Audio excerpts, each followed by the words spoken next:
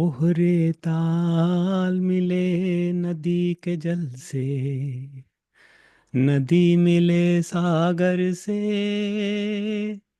सागर मिले कौन से जल से कोई जाने ना। ओहरे ताल मिले नदी के जल से, नदी मिले सागर से, सागर मिले कौन से जल से कोई जाने ना।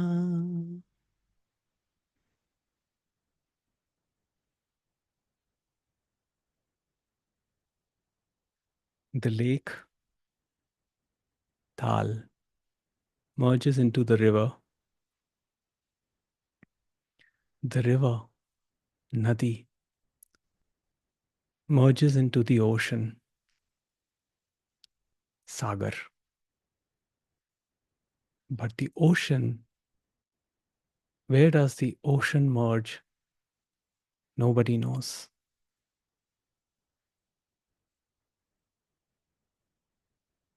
It's a very, very beautiful song from a very old Hindi movie, which has always led to some thinking and deep exploration into the nature of this ocean of consciousness.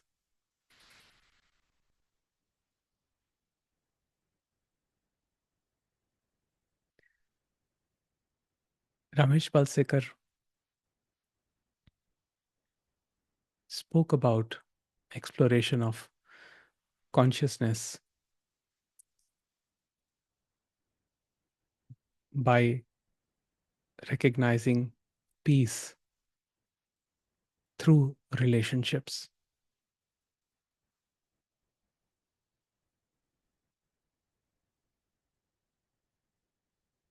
And I feel that is a very important aspect of life. As Chittu Krishnamurti said, that life is a relationship and the action that is born out of that relationship.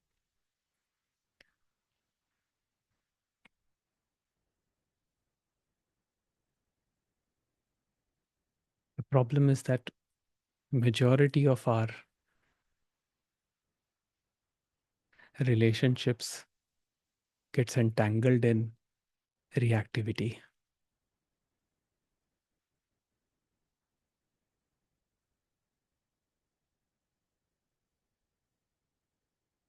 And this is not limited to one type of relationship, that is romantic relationship, but it can be any relationship. I feel even friendship is a kind of a relationship because you relate to another. That's why you befriend the other.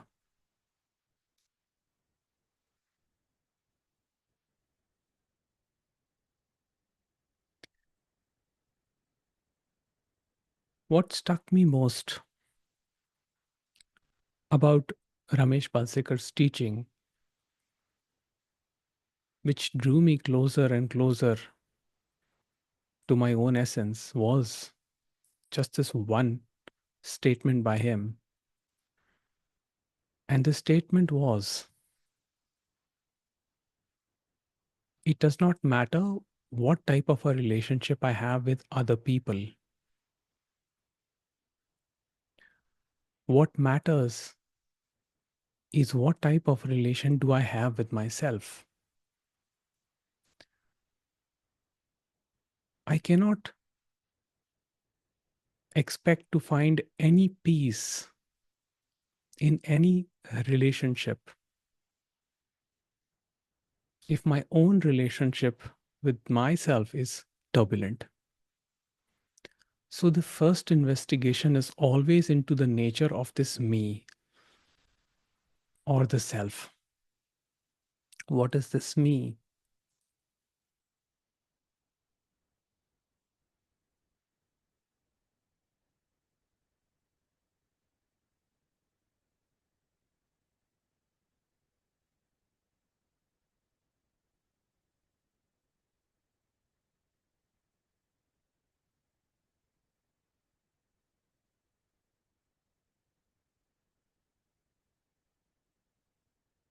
Back in the old days,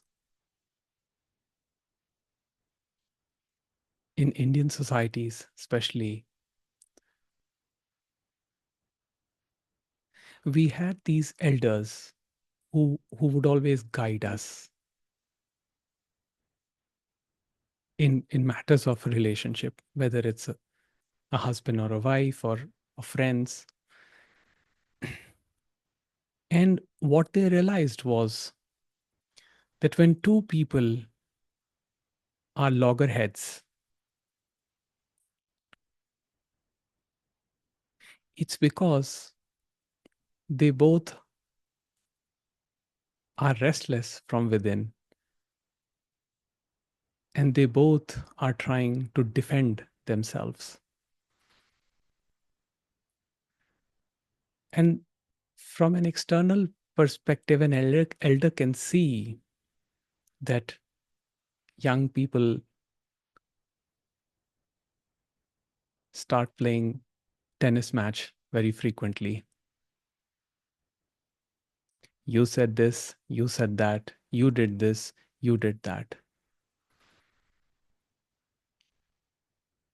And this goes on in life. These patterns keep repeating until there is a recognition of what is going on. And they can be very detrimental for a relationship.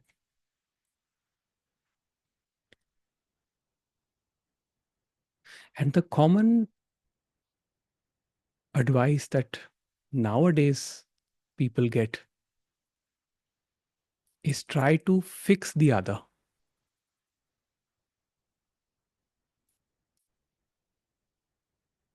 The one who's investigating gets the message that the other is the problem and it is there that the fixing is needed.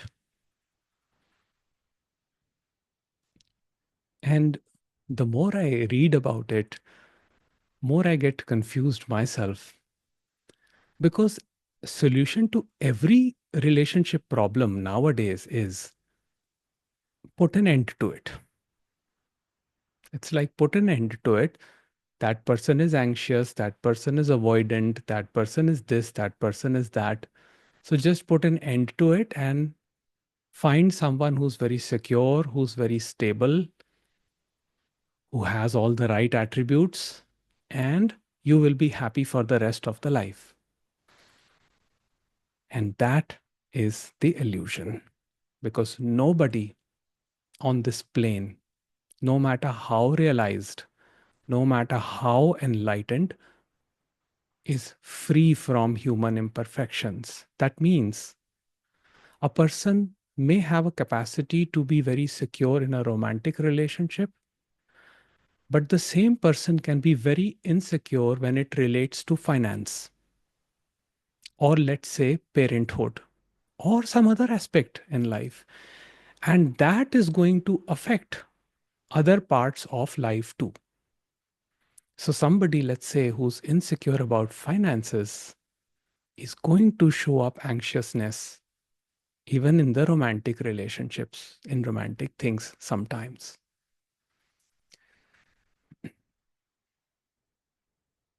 So, these elders who used to be there, their job was only to calm the two people. They never gave advice. They never told who's right, who's wrong, what we should do, what we should not do. They were like, oh, beta, don't worry, don't worry. They would just do push, push. Okay, okay, okay, don't worry. It's okay. It'll be fine. It'll be fine. And both partners were given some space, were allowed to cool down and think. And then the harmony was restored.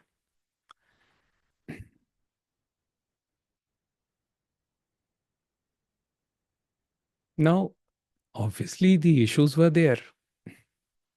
So issues would come back again and again. But then again, these parents would help until the children at some point learned it themselves that the solution they are seeking, the perfection they are seeking does not exist.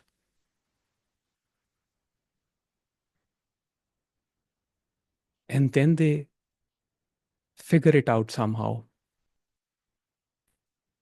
They work it out somehow. And that kind of thing actually deepened the relationship because it brought out facets within one's own self, things that were not earlier seen in oneself.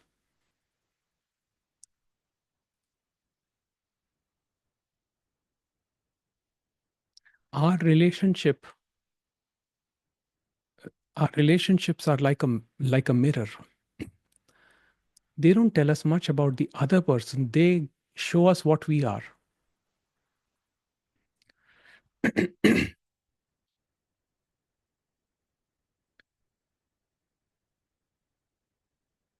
But when we seek this idealized image in people, whether it's a romantic partner or it's a friend,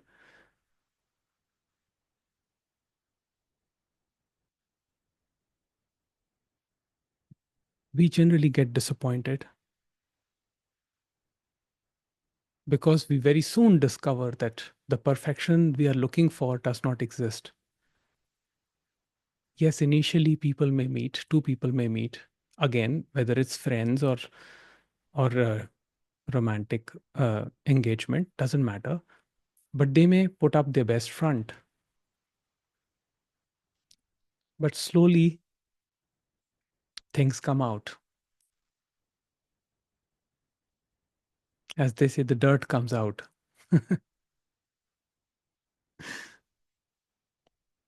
Now, then the question is, what am I going to do with this? Now, in some cases, if there is complete absorption in one's own story, in the case of another, and there is potential for psychological and physical harm, then that's a separate issue. That's a completely separate issue. So, we're not talking about that. But if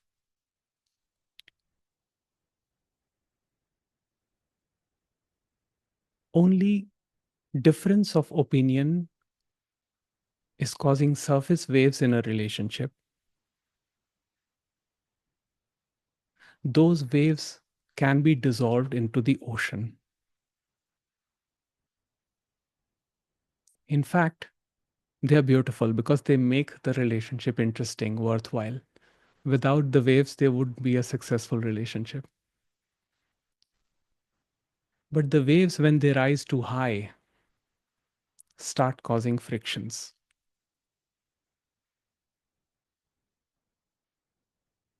My relationship with my mother, with my brother, with people around me is somewhat like that. Now, anger arises in me. The waves, they come. There's no stopping the waves. But what I do is, I just let the waves settle down. And then I wait for the peace and the calm, which usually happens. And the most important part of the harmony is that nothing is registered because living with registration is painful. Now, remembrance will always be there. If somebody says something hurtful, the remembrance of that will be there, unfortunately, because brain is designed like that. But registration is ego, is the separate self. And living with registration is the most painful thing on this plane because it is strengthening the image of the separate self. Every registration is food for the separate self to expand. And sometimes it is so unfortunate that some people are so deeply unaware of their own patterns and how they are creating friction in relationships by feeding their separate self through harsh words, harsh tone, subtle insults, passive aggressive behavior.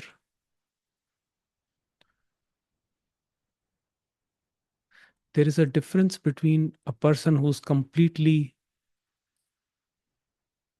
drowned into unconsciousness and the one who is still conscious. The one who's completely drowned into unconsciousness will just not care. Now, people like to use the word narcissism for it, but I avoid that word because I have studied about it, and that word is being very casually thrown out,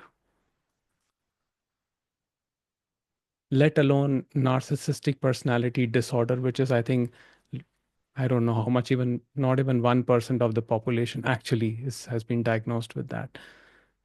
But the word narcissist has been thrown around very casually, which to me simply means stressed to such a high degree that the reactions are unconscious.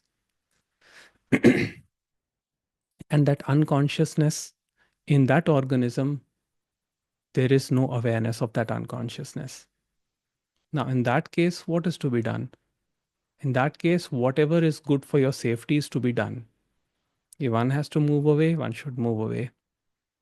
If one has to take external help, take external help. If one have to leave the relationship, leave the relationship.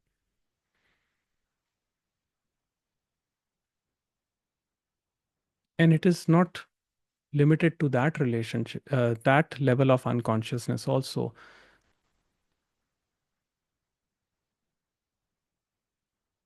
Even if a person is relatively conscious, but is still not opening the door when it's being knocked consistently, then the wise thing to do is to just let it be.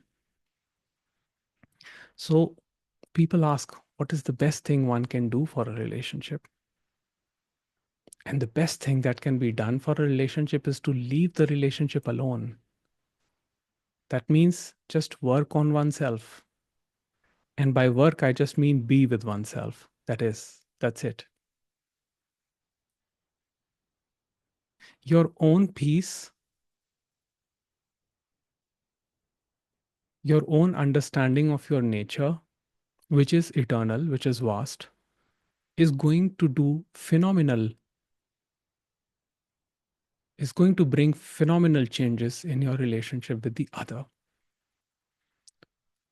But when the tennis match starts through blame, shame, guilt projections, he did this, she did that, you did this, you did that, and there is constant registrations on both sides, then there is no peace in that relationship. Now, why does that happen? So now comes the concept. Why does that happen?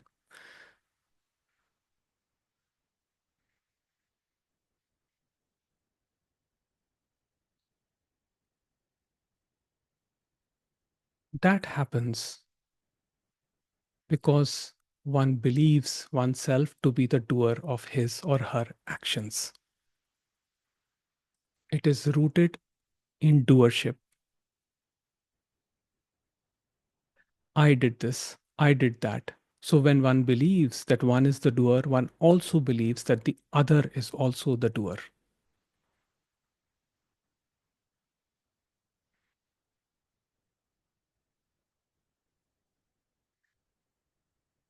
But the thing is that on a human organism, there are so many forces acting,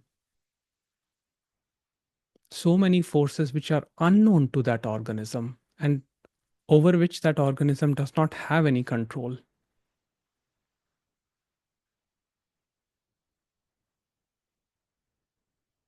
That sometimes a reaction comes out.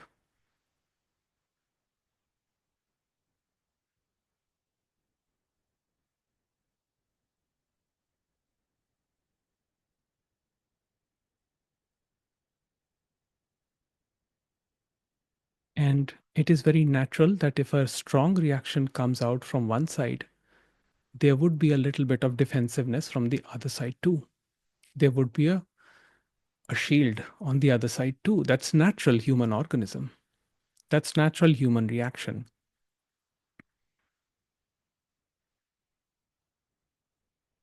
But if there is understanding in the relationship that no one is the doer, and what happens in the moment simply happens in the moment, and it has got nothing to do with the horizontal time, then that does not become a part of the person's personality. It does not become a habit.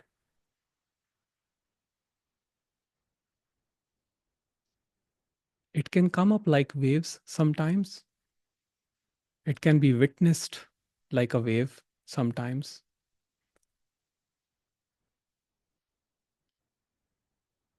but it will not have the potential to create disharmony because it will not flow in horizontal time as registration.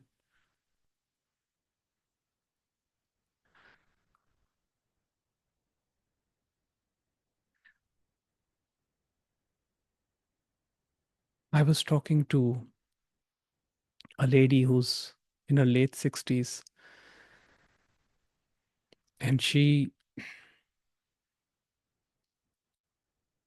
had a very um, close relationship with her brother, with her elder brother, who was now probably 75 or 78. And she was telling me that she misses him a lot. And they're not in talking terms for the past 30, 35 years, something like that.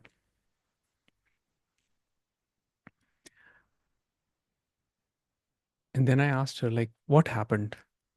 And she told me that a couple of years back, she made a mistake.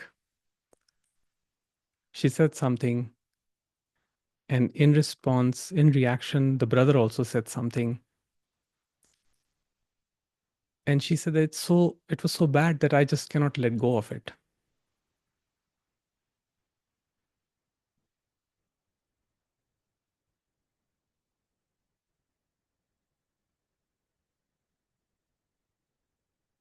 Now, the thing is, there is no easy escape from this. If we hold, sometimes we cannot let go. If we cannot let go, then we have to accept that the pain will be there, that the suffering will be there. Because that same lady, till date, misses her brother and longs for her brother. Her brother is like a father figure for her because she lost her father when she was small. So the love is there, that affection is there, it's not gone. But at the same time, the separate self is constantly raising head and saying, no, do not let down your guards. You may be hurt. Do not let them come close. You may be hurt. And the same separate self also says, but you should be with your brother, with your loved one. You see what's happening here? She's opened the door and she's waiting for the brother to come. But the moment brother tries to step in, she closes the door.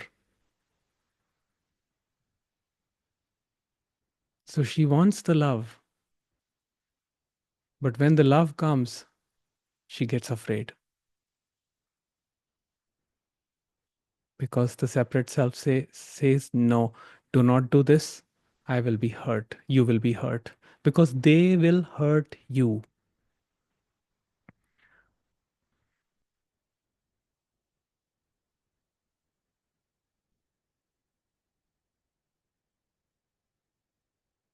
So, this idea that other is the initiator of of the actions and doer of the actions creates this separation between the two images, the me and the other.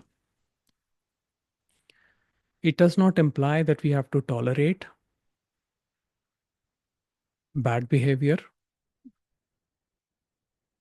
It simply means keeping the remembrance but not registering. Now, I tell you the difference.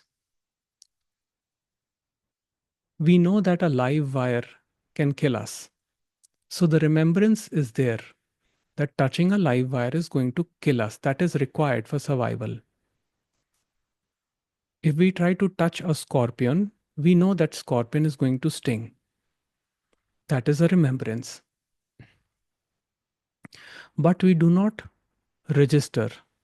As in, we do not say that the live wire is trying to sabotage my life or the scorpion is jealous of me and is trying to sabotage my career, my life. No, scorpion's nature is to sting. It is just following its nature.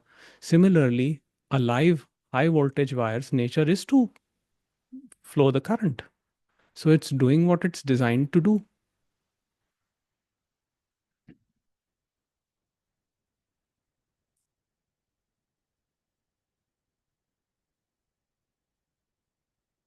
Sometimes some people can be like live wires. And then we have to use our mind, the working mind, to evaluate how we conduct ourselves. Now, most of us would like to be away from such people, but sometimes we do not have the luxury. What if such a person is your boss in your job? What are you going to do? Or let's say you are stuck in a situation where such a person is in the position of authority. Like maybe you're on a road and you meet a cop who's like a live wire. What do you do then?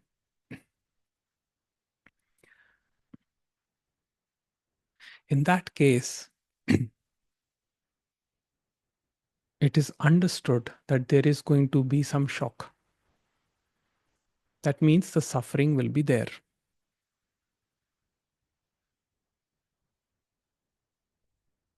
Now, the remembrance of it will always be there, but the registration can be let go of. So that means if I have, let's say, a bad episode with a cop, I do not have to live my life in fear every time I go on the road, fearing that, oh, somebody will catch me, some cop will come and catch me, and then the same thing will repeat again. If the mind lives in that,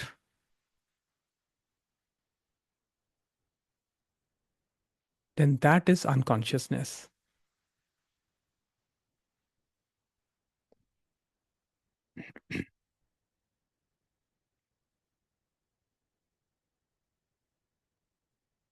Relationship is not just only to people. Relationship can be to anything, to your thoughts, to any stimulus that is received, to the sound. What kind of sounds do we hear throughout the day?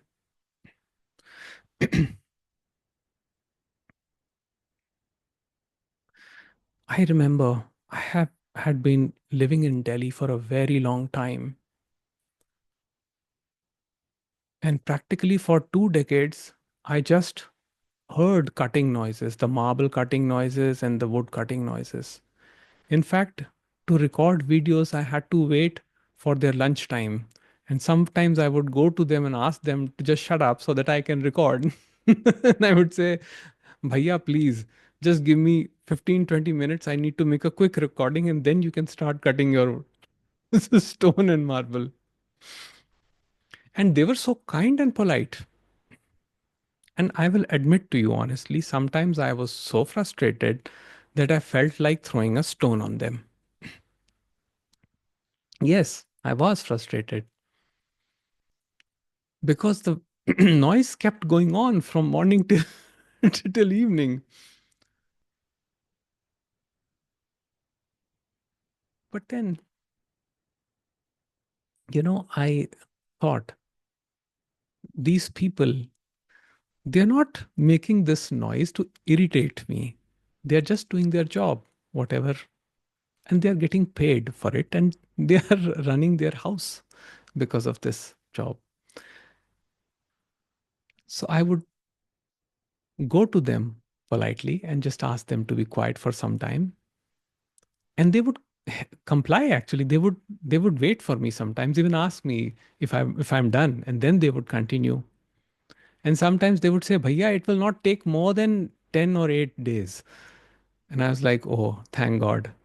And then after 10 or 8 days, something else would start. So the 20 years that I lived in New Delhi, it was all construction around me. Now, what do I do? Do I hate it or do I accept it? I tried hating it for a long time. It did make me feel good in the moment by imagining wild scenarios. But later on, it just was destroying the quality of my life. So I started making peace with it. And today, my skill level is such that even when the marble is cutting, I can write a poetry sitting in front of a stone cutting machine. Now, this skill I did not develop myself, it got developed because of the cosmic law. So I don't take credit for it.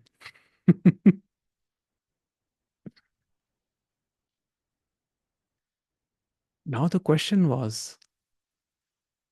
fundamental question was, is the irritation outside or is it something which is within me?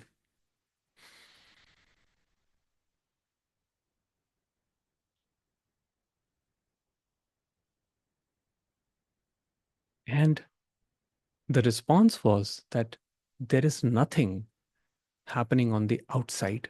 It is all within me. There is nothing apart from the consciousness. Nothing exists apart from the consciousness. Consciousness illumines everything.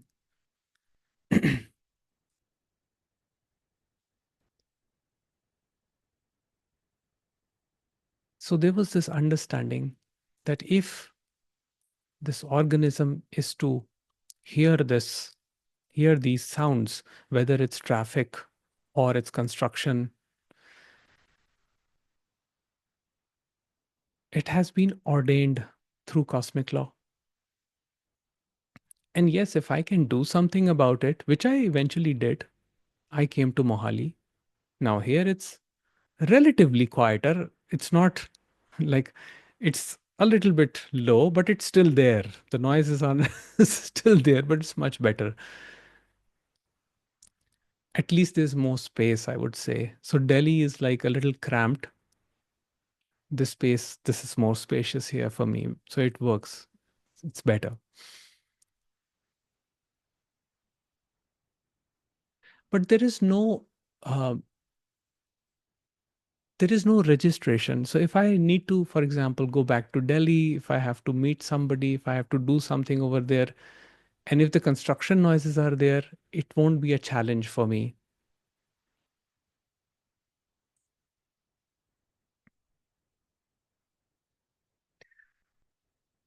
I remember last year, Gautam was to attend a satsang.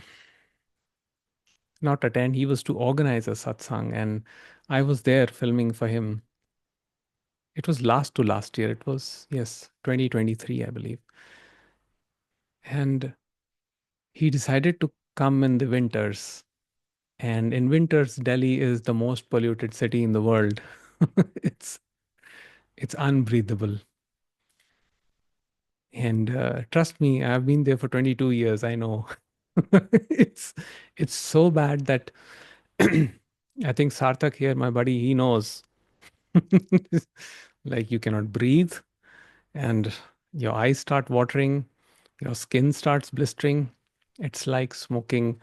They say it's like smoking, I don't know how many, 2, 3 packs of cigarette every single day. So Gautam decided to come, and I told him that uh, Just think about it. It may be quite bad. But of course, he had already planned everything. So it continued. And that day was horrible, horribly polluted. The day he came, like it was so polluted that even inside the house where he was giving the satsang, even in the recording, I could see the smog. So now for me, it was a regular thing, After the satsang, Gautam came to me and just whispered in my ear. He said, Jagjot, it's really bad. I said, yes.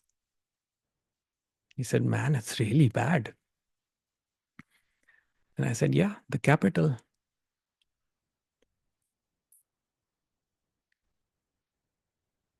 But yes, you will see people who get up early in the morning, even in that polluted environment. They would put on mask or whatever they need to, and they would jog and they would continue doing what they need to do.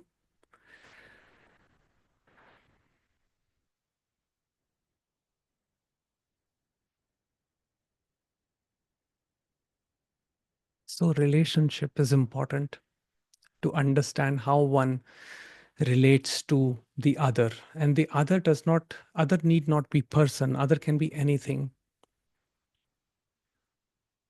can be thought, it can be weather, it can be anything. Now when that there is harmony within oneself, when there is recognition that one is not the doer, the actions that come out of that relationships are spontaneous, and spontaneous actions means peaceful actions. Now sometimes a reaction may also happen, but that reaction also is conscious. And that is why spiritual masters sometimes, people like masters like Nisargadatta Maharaj or Ramakrishna Paramahansa. Ramakrishna Paramahansa was a village man.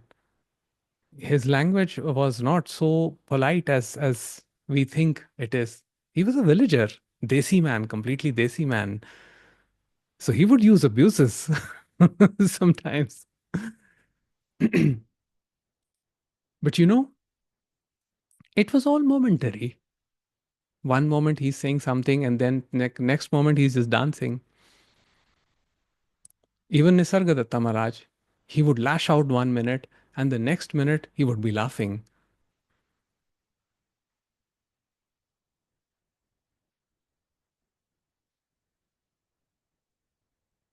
And the most beautiful part of this was that they never reacted when people criticized them. They reacted when they saw that people are not understanding. Or let me put it this way: when they saw that something is coming between you and the source.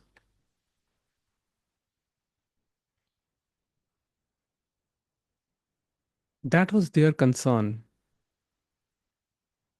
Somebody asked Nisargadatta Maharaj, if I come here and beat you with a stick, what are you going to do? He said, I don't know. And that was a spontaneous answer. That means you risk it, you try it, and then you see what happens. If he's in a foul mood that day, he may hit you back. But if he's in a good mood that day, he may let it go. So, spontaneity. But whether he hits you back or he lets it go, there is no registration because he understands the dynamic of this relationship, which is not based on doership.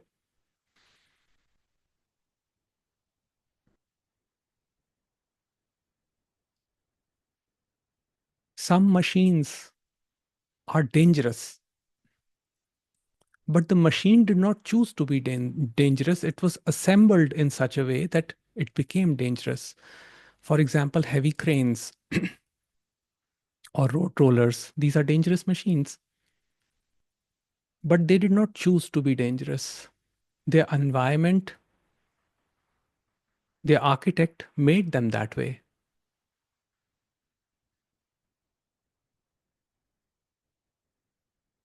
So, why a person is made a particular way, why a human machine sometimes is dangerous, we may never be able to understand.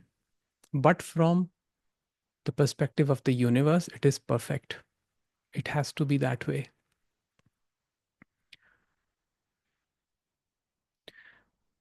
We get involved when we say that the machine is faulty and it needs to be fixed. That is when we leave our peace. So be only concerned with this piece of machinery. Is this piece of machinery operating properly? If peace is here or not, that is our only concern. Ramana Maharishi would say, just be concerned with your own self realization. That is the best thing, best relationship advice ever. Be concerned with yourself. Unfortunately, most of us go into that mode where we try to fix the other, where we try to fix the relationship based on what ideas we have about relationship. We live with our ideas. We say that a relationship has to be this way because I have seen people should be this way. We have a checklist. There should be intimacy, there should be physical intimacy, emotional intimacy, intellectual intimacy, this, that. Person should be able to do this, do that. Man, talk to people who were working in the mines in the 1940s and 50s. They didn't have time for any of this stuff, but they made it work beautifully.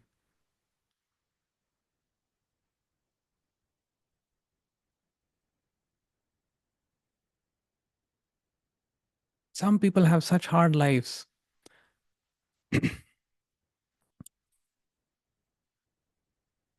I was just talking to my mother, and we were talking about some laborers outside who are actually doing construction in these premises. And she remarked that they were all smiling despite like 45 degrees heat outside where they were laying the tiles, which we cannot even think of doing even for 5-10 minutes. And they were doing it the whole day. And they were laughing and smiling. And early on, I saw a couple actually, a man and a woman working together. And perfect, um, there was such perfect chemistry between the two. It was an awesome sight to witness. They they had their roles defined. The man knew how much weight the wife would be able to pick up, and he organized things according to that. And the wife would pick up the weights and put it wherever it was designed to be. And the wife made sure that the husband um, that the husband creates a balance between what he's doing and whatever he's consuming. So she would take care of other things like uh, getting water. And there were other members of the family too. The whole family was doing the work. It was such a beautiful sight to watch.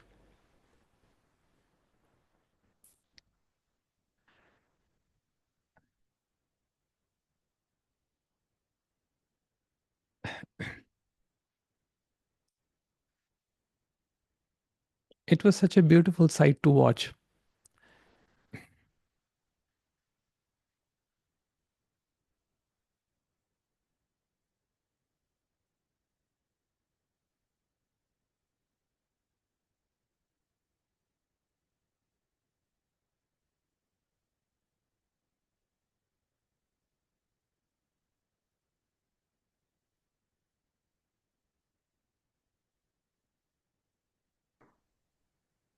There was no conflict. And they were smiling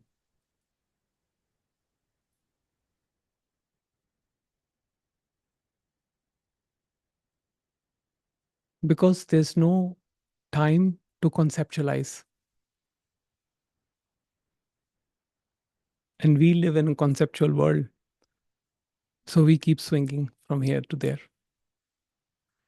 So, what drops the concept is personal doership.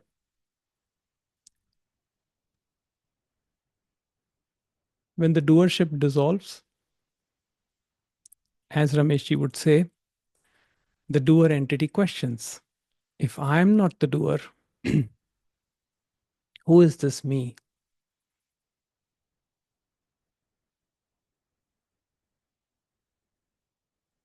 And that is the fundamental inquiry for most of us. Who is this me?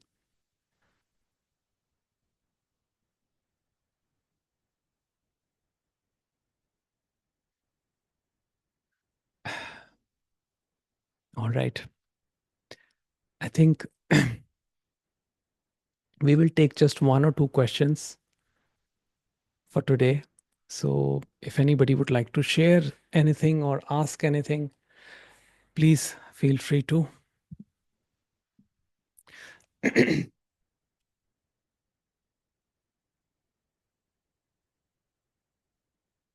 You can raise your hand and I will unmute you.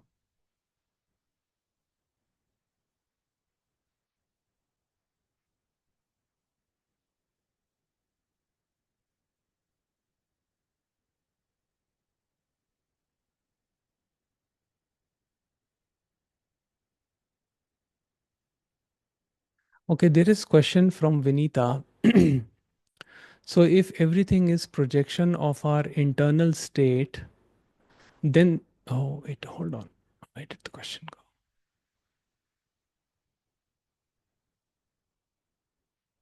Yes. So if everything is projection of our internal state, then the next step would be to sit with yourself or fix your internal landscape. My question is how? And the answer is just to investigate who is at the center of it, who is trying to fix the inner landscape. Be with that. There is nothing to be done to fix anything. Neither there is anything to fix outside, nor there is anything to fix inside. The fixing will happen by the ultimate fixer, the universe. Just pay attention, just be observant, and let it unfold. It is only when you try to do something based on an idea that you start swinging here and there. There is no how to fix. There is nothing to fix. There is no how to be. Just be. How is a movement of the mind? How do I surrender? That is a movement of mind. You do not ask how, you just surrender. So either you accept that you cannot surrender, which is fine too. There's nothing wrong with it. It does not make you any less. You still are the pure awareness. Whether the small self says I have surrendered or not, it's a character in the picture, so it doesn't matter. You are the screen. You already are infinite. You already are that.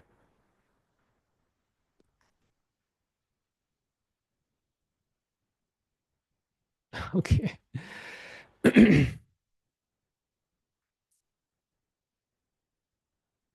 Okay. Krishna has a question too. Is it ever a good idea to let a loved one know that they are holding on to too much? Well, if they ask, if they show the willingness to, if they want an answer from you out of genuine curiosity, then yes. But as Ramesh ji said, do not give advice unless asked for. So that is, otherwise, it may not be the right opportunity. It may backfire.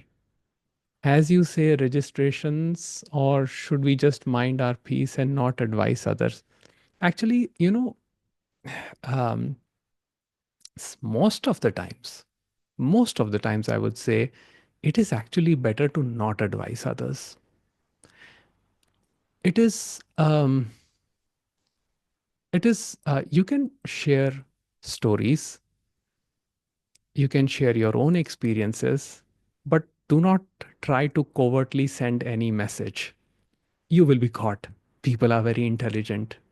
we think we think they are not intelligent, but people are very, very intelligent. They can sense that energy. They can know that you're trying to pass subtle messages. Do not do that. So that's why it is very important on this path to ensure your own peace when you communicate. And that is why Ramana Maharishi said your self-realization is is the greatest gift to humanity. Because when you are peaceful, you will not try to enforce opinions on others. You will give them the space and time to understand. All right.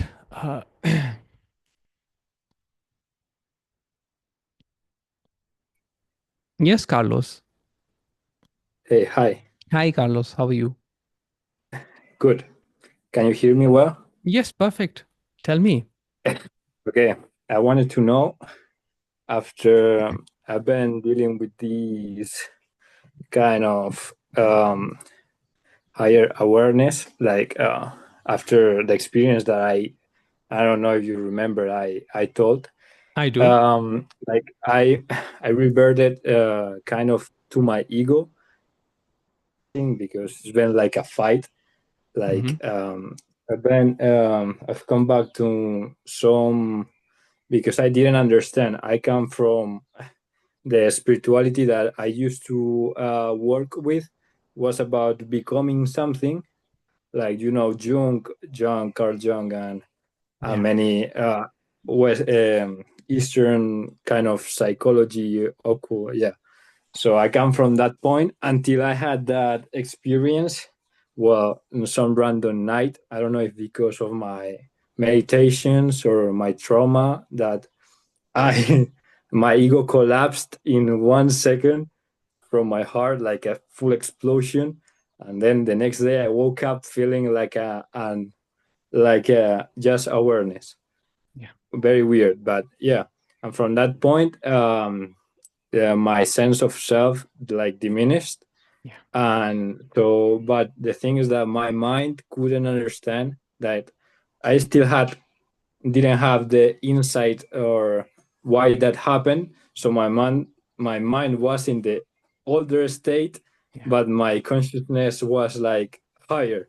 Yes. So I was thinking, like, I want to go back to my old self because I don't understand this. I want to have an ego and like become something great or have experiences. Yeah. I've been dealing with this. I've been trying. I think I'm better, Yes. but since then, well, I only and came to non-duality after that. If not, I think I will never like. I was reading the other day Ramana Maharishi, and I think I would have never read that if that didn't happen to me. Like never.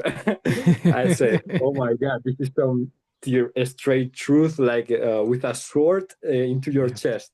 Yes. So it's more about now I understand it's more about being than becoming, but that's been such a great change in my life for I think for good, but it's hard when you are dealing with this mind that you have all your fantasies and plans that you had are hard to like overcome. I, I'm dealing with Yes. that. That I don't is know if why it's that is why the satsang is there. The satsang is there to remind you to continuously put you back to that place of peace. And I understand it's it, it's something like this, if let's say we eat some bad food, all right? Now we know that the bad food is in the stomach and it's trying to come out, all right? Now what would we do? Would we say that just because it's a little comfortable, let it be inside? Or would we face the discomfort and just puke it out? It's something like that. Yes, it's Yeah. going to be uncomfortable, but there are things happening, there are clearings happening, which are going to bring tremendous insights in the peace of being. And yes, this path, it was such a freedom for me because it freed me. Thank God. I mean, I really feel grateful that it freed me from the path of becoming or unbecoming. It clearly showed me there is nothing to attain, there is nothing you can do to attain anything. You already are being guided either through people's words or through pointings, through teachings, wonderful masters, wonderful teachings. And you don't have to do anything as such. Because I think I mentioned this last time. I met a man who was so identified with a spiritual organization. And for years, like for decades, he just kept practicing. He said, I just wanted to attain the ultimate. So he kept practicing a lot of different kinds of meditation techniques, long hours like Vipassana, and so many other practices, japa, long hours of japa. And then he came across this message and he said that my practices, I started detaching from my practices. And then he actually came here to Mohali and he met me. And he kept on saying, but I don't have the ultimate. I haven't realized the ultimate. I asked him, I said, but are you at peace? And he said, actually, I'm in a lot of peace. And and he said, the reason why I'm in peace is that I have given up the practices. So I feel much more peaceful now. And and so here, this is the thing. Your mind is still wrestling because this is a fresh thing for you. And UG Krishnamurti called it a calamity.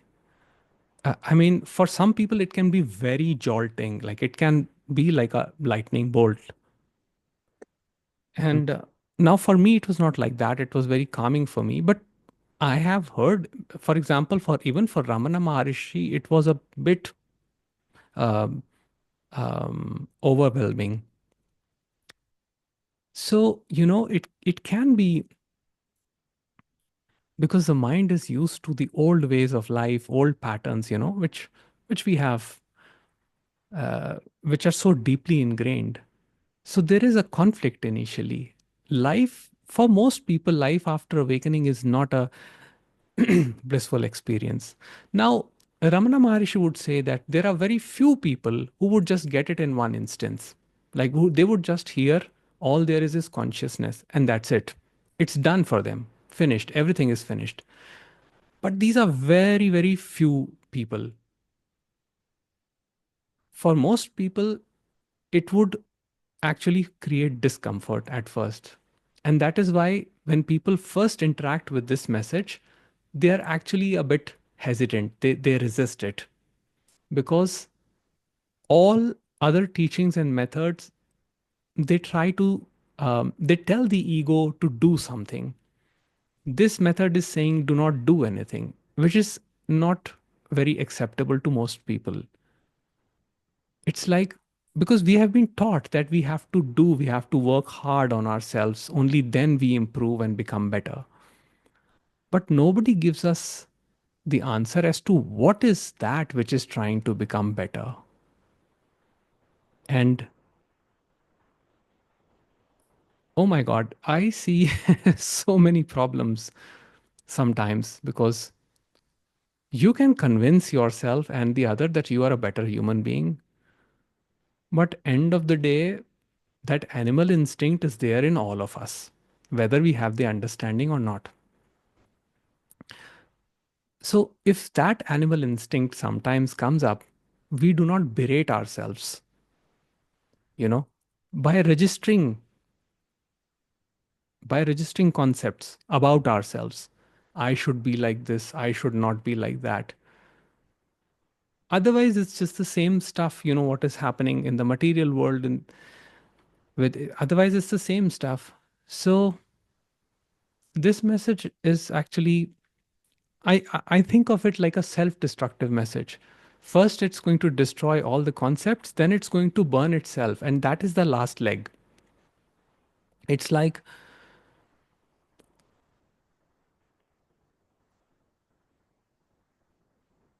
the guru is not a crutch.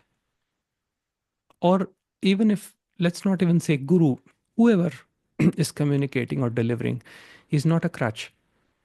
Take help, hold the hand up to a certain point, but then let go of the hand.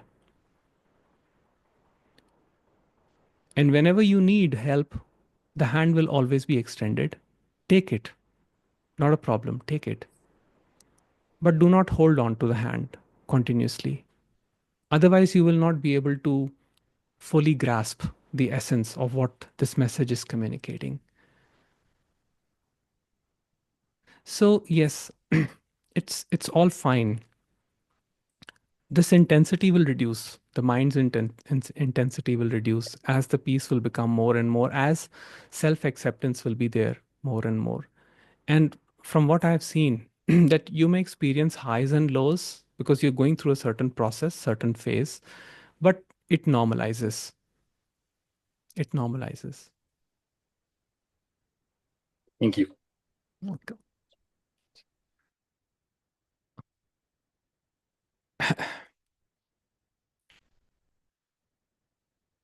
Okay, Anju is saying Delhi is just like thinking mind. Good one, Anju. Yes, Delhi is like thinking mind. I agree with that statement 100%. But I guess that's what the universe wills for Delhi. So it's fine. Delhi's is also doing some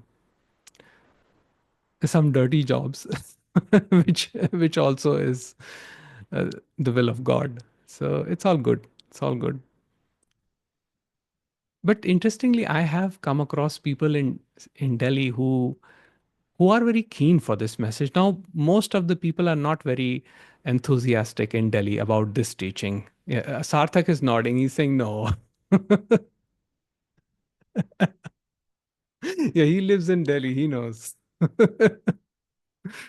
So I, I would actually try to find people with whom I could discuss about this topic in Delhi. And I think Sarthak, sometimes Sarthak would land up at my place, or there was one more Rishi. He would also come sometimes. But overall, overall, Delhi is still Delhi is still in its own world, which is fine, which is okay. Sarthak is saying, I'm the most demotivational speaker in Delhi. Yes, exactly. Yes.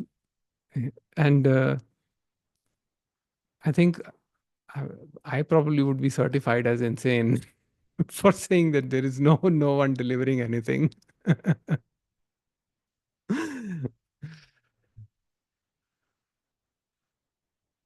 All right. So we conclude today's session. Thank you all for joining and for your beautiful presence, for sharing your beautiful presence. And I wish you peace and happiness. Take care.